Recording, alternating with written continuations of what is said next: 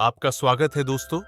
यह विक्रम बेताल सीरीज की पहली कहानी है। मुझे आशा है आप इसे पसंद करेंगे। राजा विक्रमादित्य लक्ष्य सिद्धि के लिए कटिबद्ध था। वह पेड़ के पास गया और बेताल को उतारकर अपने कंधे पर डाल लिया। चुपचाप वह बेताल को लेकर श्मशान की ओर बढ़ने लगा, जहां तांत्रिक उसका इंतजार कर रहा था। तब बेताल ने कहा, राजन, अपने लक्ष्य की प्राप्ति के लिए डटकर तुम परिश्रम कर रहे हो। इसके लिए आवश्यक धैर्य साहस भी तुम में है। तुम्हारे व्यक्तित्व से मैं बहुत ही प्रभावित हूं। तुम्हें मालूम नहीं तुमसे मैं कितना प्रसन्न हूं, किंतु मुझे शंका इस बात की है कि इस कठोर कार्य को करने के लिए तुम्हें किसी मांत्रिक ने प्रोत्साहित किया होगा अथवा किसी मुनि ने। मैं तो समझता हूं कि तुम इन दोनों में से किसी के बहकावे में आ गए हो, क्योंकि मांत्रिक क्षुद्र देवताओं के आराधक है।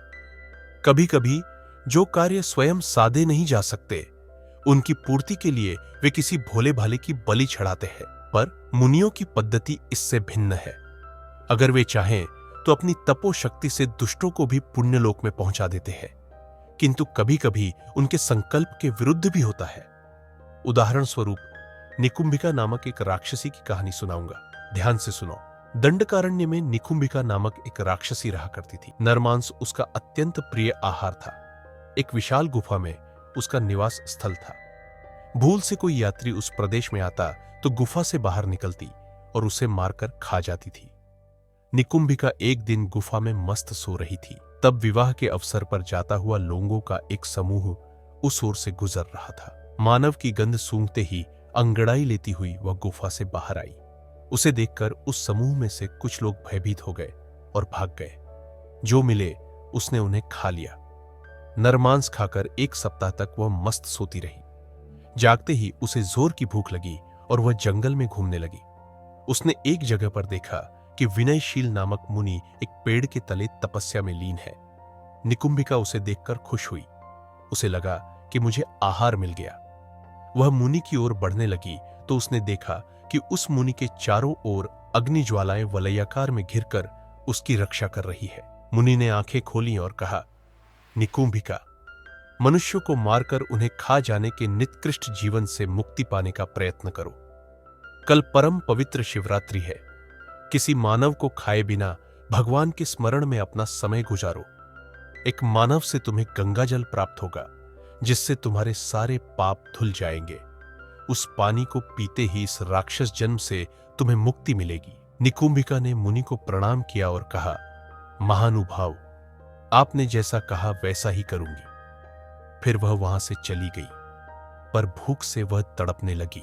शिवरात्रि के दिन राक्षसी ने देखा कि नाग भैरव नामक महाचोर घोड़े पर बैठा आ रहा है। उसे भूख सही नहीं गई। वह गुफा से बाहर आई और नाग भैरव को पकड़कर अपनी हथेली में ले लिया। नाग भैरव थर थर कांपता हुआ गिड़गिड़ाता हुआ बोला, मुझे मारो मत। उसकी बातें सुनकर राक्षसी को पिछले दिन की मुनि की बातें याद आई। उसने नाग भैरव को जमीन पर खड़ा कर दिया और पूछा, कौन हो तुम? सच बोलो। नाग भैरव ने कहा, मैं महाचोर हूं। नाग भैरव मेरा नाम है। अभी अभी एक घर में चोरी की और गहने चुरा कर आ रहा हूं। वे गहने तुम्हें दे दूंगा, मुझे मारना मत। निकुंभिका चोर की बातों पर जोर से हंस पड़ी और बोली, अरे अधम नर, तुम्हारे गहनों की क्या जरूरत है मुझे? भूख से तड़पती निकुंभिका ने उस चोर को खा लिया। इतने में उसने थोड़ी दूरी पर एक आदमी को देखा। राक्षसी तुरंत एक वटवृक्ष के पीछे चली गई और छिप गई। जैसे ही वह पास आया, वह गरज उठी, कौन हो तुम? राक्षसी को देखते ही वह कांपने लगा। बोला, मेरा नाम वीरदास है। कलिंग राजा के यहां रसोइया हूं। महाराज मुझ पर नाराज हो गए हैं।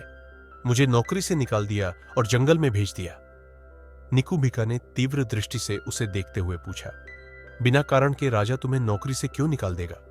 तुमने जरूर कोई अपराध किया होगा, सच बता। वीरदास ने क्षीण स्वर में कहा, महाराक्षसी, सच बताऊंगा, मुझे मारना मत। पड़ोसी राजा ने मुझे बहुत धन दिया और कहा कि अपने महाराज के आहार में विष मिलाना। यह करते करते मैं पकड़ा गया। उसके उत्तर पर निकुंभिका विकट अट्टहास करती हुई बोली, राजा से निकाल दिए गए और मेरे हाथ आ गए। कहती हुई उसने उसे अपने मुंह का कौर बना लिया। फिर भी उसकी भूख नहीं मिटी। गुफा में बैठी वह ऊंघ रही थी। तब शिवकांत नामक एक युवक उधर से गुजर रहा था।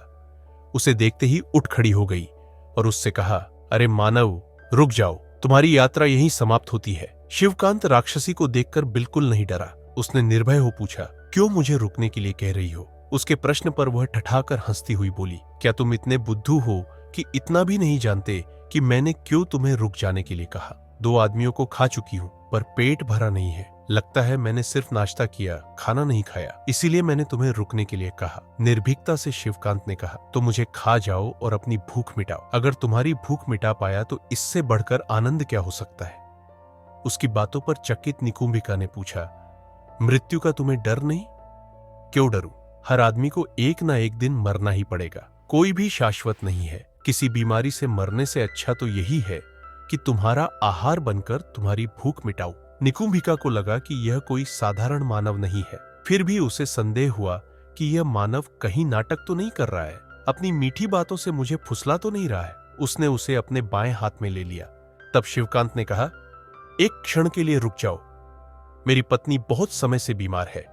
काशी गया था और उसी के लिए गंगाजल ला रहा हूं। यह गंगाजल उसे दे नहीं पाऊंगा। भला यह क्यों व्यर्थ हो जाए? तुम ही पियो। अगले जन्म में ही सही, तुम्हें उत्तम जन्म मिलेगा। राक्षसी ने तुरंत शिवकांत को भूमि पर रखा और कहा, महात्मा, यह गंगाजल अपनी पत्नी को ही दो। कहती हुई उसने साष्टांग नमस्कार किया। शिवकांत के पैर छूते ही राक्षसी को कैवल्य प्राप्त हुआ। बेताल ने विक्रमादित्य को यह कहानी सुनाई और कहा, राजन, मुनि विनयशील ने राक्षसी निकुंभिका से बताया था कि शिवरात्रि के दिन किसी को मत मारना, दिन भर भगवान के स्मरण में लीन रहना। एक मानव से तुम्हें गंगाजल प्राप्त होगा। उसे पीने पर राक्षस जन्म से तुम्हें मुक्ति मिलेगी। किंतु निकुंभिका ने उस दिन 2 मानवों को खा लिया।